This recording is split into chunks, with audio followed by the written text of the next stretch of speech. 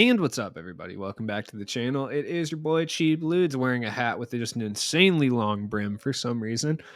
It is a 2004 Final Four hat that I found at the thrift store, and it has a 4X brim. Arguably, probably pretty effective in regards to sunlight, though not effective right now because it's nighttime and I'm inside. So, really don't have any reason to be wearing this other than it's March Madness and whatever. It is what it is.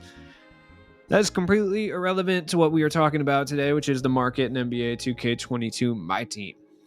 The Bracket Busters packs are here. The odds have not been favorable, at least to myself, but from what I understand, to no one they've been favorable. But there's some good cards in here, so let's talk market. First things first, I gotta bring it up. I mean,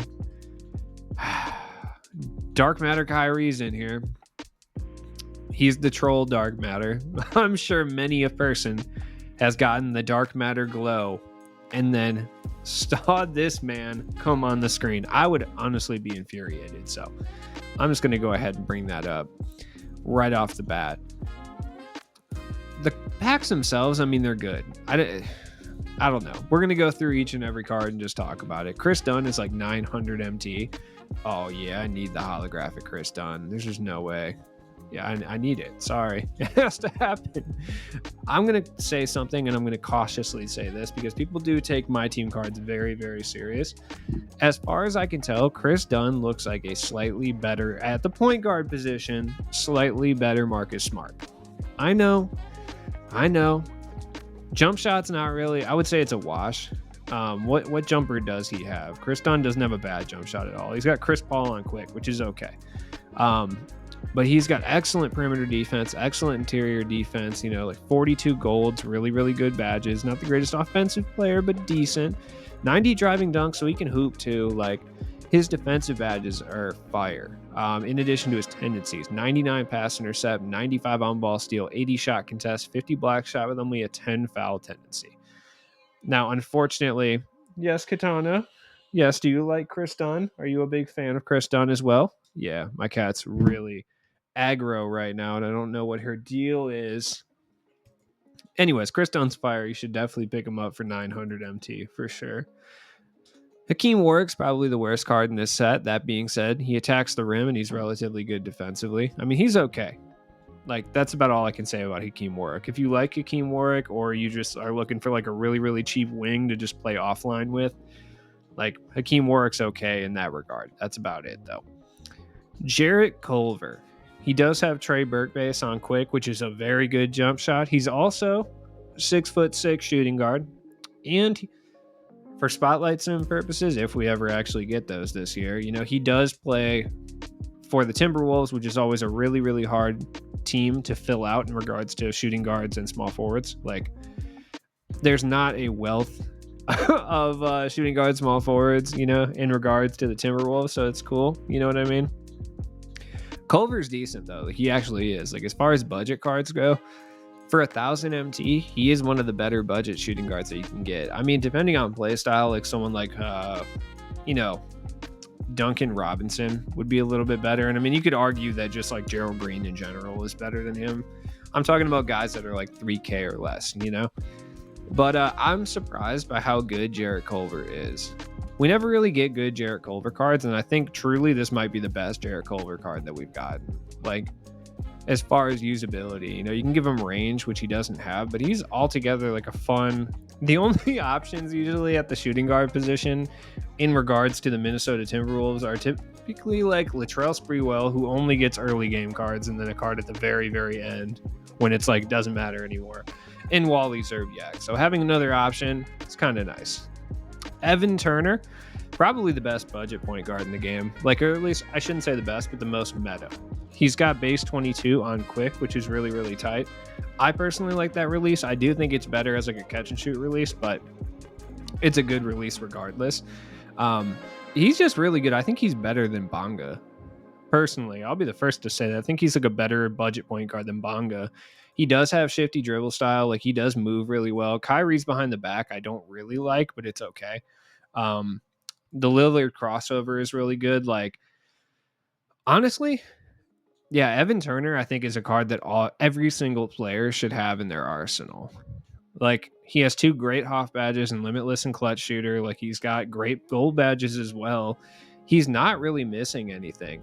For the small forward, he is missing corner specialist. So if you do plan on playing him over there, like you're going to need corner specialist for sure. He's missing blinders and chef. I don't really think it's worth putting those on him, but you can get gold chef for relatively cheap, and blinders you can blind out a card for like 3,000 MT. So altogether, Evan Turner's tight. Next up, we got Dougie McBuckets. Now, is Doug McDermott good? I think no, not really. I mean, he's 6'7" with a 6'9" wingspan. He does have jump shot 69, which is it's the Jared Dudley release. So during my upcoming Pick My Unlimited team, I'm certain that you guys will pick Doug McDermott for me at least once out of every 3 games minimum. He's not bad though. I mean, Hoff catch and shoot, corner specialist, blinders, like limitless spot up, like deadeye, sniper, like the gold badges are solid too. I mean, he's got like a decent combination of gold defensive badges, playmaking badges, and shooting badges. I mean, the only shooting badge he doesn't have is mismatch expert. He's a little bit slow with 86 speed. I think that's really the only like downfall in regards to Doug McDermott, because everything else is just pretty average. His tendencies are fine too. I mean, pretty much every one of these cars has elite tendencies. Like, no joke, even Jarrett Culver has good tendencies. Like, that's kind of crazy. I don't know. Smokeem Noah. Noah's actually good. Like, it's crazy. We never get good Joakim Noah cards. I mean, he had a pretty good point guard out of position card. By the way, we're not far away from out of position cards in my team. I would say 2 weeks maximum. He's got the same release as Al Horford, which I don't think is that bad, actually. Like, that being said, like, it's not. He's not dribbling anywhere, but he can, like, handle the rock. He's only got set shooter and catch and shoot as far as shooting badges, but everything else he's got all defensive badges, which are fine. He's a really good offline card. Like, he can step out with an 83 pointer and he can hit wide open threes and deep twos.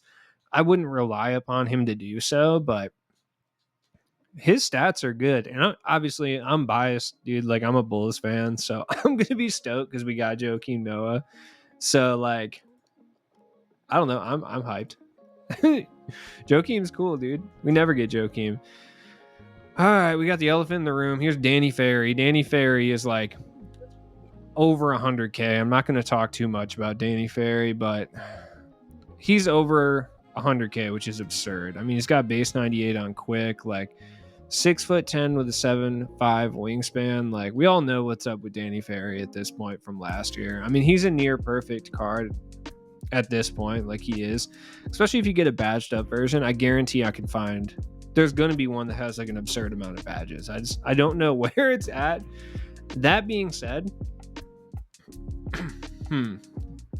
it might be worth, I'm not going to say it's worth picking up Danny Ferry to flip him, but if you have a large store of badges and you have enough to afford a base Danny Ferry, you could guarantee yourself a little bit of a profit. It's just hard to really say when Danny Ferry is already 250, almost 300K for a base one, that you're going to make too much profit, if that makes sense. You know what I mean? It's just tough to say. I mean, that being said, he looks like he's fallen down to 100K or whatever. I mean, I just don't think 5 Hoff badges is worth 150K. That makes sense. I just don't.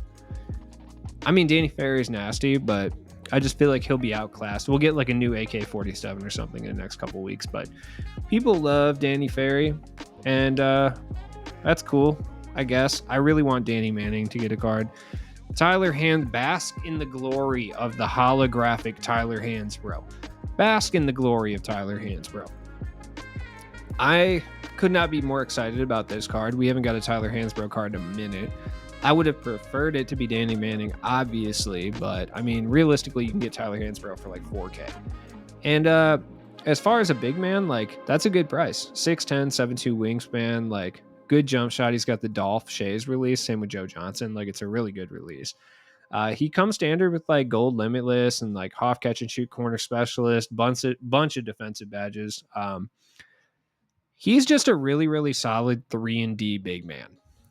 Like, at the center position, I would still rather run like, Pau Gasol over Hansbrough. 6'10's just a little bit too small. You run into a Kareem, you're donezo. But For a power forward, he doesn't really move that well, but he's a fun card, especially for like the 4K that he's going for. He's a really, really good budget wing. I was gonna say wing, but I meant big. You know what I mean. I'm tired, dude. I'm exhausted. I work today, man. Dwayne Wade. He's a buyout, which I find very interesting. I didn't expect him to be a buyout this quick, though. That being said, I don't really think it's crazy. What's the difference between him and his other one? I'm curious. What's the badge? Like, what is it? It's limitless spot up. So this one has gold limitless. The other one has Hoff. I personally don't think it's a big enough difference to spend like 100K on a card. Dwayne Wade's still really good. If he drops to like 70K or under, I think he's worth picking up. If you're a Dwayne Wade fan, then he's worth picking up. But other than that, I don't really think there's a real reason to pick up Dwayne Wade. No, I just really don't. Especially when you can get Cade for the same price. There's just really no point to pick up Dwayne Wade. Just saying it. This card's like 40K. Timmy D's solid. The only thing I will say about Timmy D, and this does bother me like deeply, is that he can't get limitless spot up, but then the power within one comes with Hoff limitless spot up, and that really infuriates me. Like, well, okay, Dwayne Wade, for example, comes with gold limitless spot up, and then his power within has Hoff, right? This Tim Duncan just straight doesn't have like limitless spot up. He can't get it, and then his power within card has Hoff limitless spot up. That's just stupid. Like, that's pay to win. Like, come on, let's be real here. Like, if it was the difference between Hoff and gold, okay, whatever. Honestly, it wouldn't even matter. I would just cop this one. I don't even care about Hoff limitless that much, right? But the fact that one doesn't have it at all and the other one has it on Hoff is kind of messed up. I mean, Tim Duncan's still really good, by the way. Like, as far as for a budget big man, he's still like top tier for budget big man. Him and Pau Gasol are still the top two budget big men. And I mean, realistically, he's not even that much of a budget big man. He's like 35K though. That's a good price for Tim Duncan. He's an excellent defender. He shoots really well. It's just that limitless really messes with him, man. You can give him Chef though. Make it make sense. I don't understand. Like, I'm sorry, I just don't. He's still one of the better defensive cards in this game. And his jump shot is really solid. Then we got Kareem. I mean, dude, base level Kareem is going for 400K. That should tell you all you need to know about Kareem. Like, he is the most dominant big man in this game. It's not even close. The difference between regular Kareem and power within Kareem is power within has Hoff quick first step, which I personally don't think is a huge deal. But, you know, it does need to be mentioned a little bit. Other than that, though, the real issue, obviously, once again, is limitless spot up. This one can't get limitless spot up. The other one can. Stupid. Like, it's just stupid. I hate it. And then we got Steph Curry. I mean, Steph Curry. Like, I've said it before. I'll say it a million times. Like, if we get one Steph Curry card, like, mid-game, that's pretty much how every Steph Curry card is going to be from this point forward. Like, they're all going to be identical with just a couple badge tweaks. Like, that's really the only difference. Like, for this one, the real difference is Hoff ankle breaker versus gold. It really doesn't matter, truly. 300 tokens for locking in the set. It's pretty messed up. That seems like a lot. Let's see how some of these guys are affected. Shaq doesn't seem to be affected at all. I'm actually kind of surprised by that. Kawhi, yeah, I didn't expect him to be affected. We didn't get really any point guards, but Cade's down in price quite a bit. That's because I think we're going to start getting some dark matter point guards here pretty soon that are going to be ridiculous. That would be my assumption anyway. I mean, we got Curry, but that's about it realistically. So I think, right? Like, are there dark matter point guards besides Peyton out here? I just don't know. I don't remember. No. Outside of like moments Ja Morant and Steph Curry, there really aren't any, and Luka, but besides those, yeah, I would assume that we're going to get dark matter point guards relatively soon. I would say that's coming. I don't know who it's going to be yet, but yeah, I would say that we should be on the lookout for those relatively soon. I'm curious to see what's up with this Kareem though. This is guaranteed MT though, if you can get him for a decent enough price, which a decent enough price for Kareem is, you know, tough to really say realistically. Like, I'm not getting them for this 110,000. Like, I'll put 250 on it and then hope, but it's not gonna happen. You know what I mean? If I get them for 250, though, that'd be cool. I'm gonna try to bid snipe some tonight. Probably won't work. Yeah, see, like it didn't even matter. Like literally, it did not matter. Hey, the Chris Dunn. Yes, I got a hollow Chris Dunn. Everything's good in the universe. Yeah, so I got outbid. A ridiculous price, by the way. Is my boy Lonzo a buyout yet? Yes, finally, dude. All right, it's time to pick up a badged out line. What was it? I was gonna say Lionel. Lonzo. I would play with Lionel Richie though. Like straight up, if they had a Lionel Richie card, I would hoop with him. No question about it. Realistically, there's no one else really this weekend. I think, at least in my opinion, that you should look to go pick up. That's just kind of how I feel about it. None of the cards are really worth it. We're in the middle of kind of a massive power creep, so I would say that right now is not a good time to go splurge on cards, just because the cards that are going to be coming out over the next couple months, not even the couple months, next couple weeks, I would say, are going to be so much more overpowered. I mean, if this set is any indication, every single one of these cards, realistically, are better than cards that we received a month ago. Just looking at the defensive tendencies alone, significantly better than what we've seen from cards for the last month, basically. Like, I mean, we're looking at even guys like Joakim is a defensive beast, so he's not a good example, but all right, Hakeem Warwick is a good example, right? Hakeem Warwick's never in 2K really been a defensive stalwart. I mean, he's been good defensively, but like a Ruby Hakeem Warwick should not have 84 pass intercept, 84 on ball steal, 86 shot contest, and 86 block shot. So for that reason, I would hold off on making any big purchases on past cards. I mean, realistically, like, let me even go to the All-Star set and go look at T-Max defensive tendencies. Like, I guarantee they're not even close to as good as some of the other ones that we've seen today. Like, yeah, no, 55 pass intercept, 54 on ball steal. This is what I'm talking about. So hold off on making any big purchases. If you want a guy that you've been wanting for a while just to play with, then sure, by all means, go pick it up. But just kind of, pump your brakes a little bit. You're going to be getting some really overpowered cards in the next couple weeks. I guarantee we stay out of position in the next 2 weeks. So, as always, it's been your boy Cheap Ludes. Drop a like on this video. I'll be back with more content tomorrow where I'm not actually exhausted and can like formulate sentences. So it's going to be pretty cool. 250K tournaments tomorrow. So come watch it with me. I'll be live here and I'll be live on Twitch at some point. So, come hang out, barring my cats, not attacking each other in the middle of the stream and me having to break up a cat fight, like an actual one, not like, that kind of cat fight. So, peace.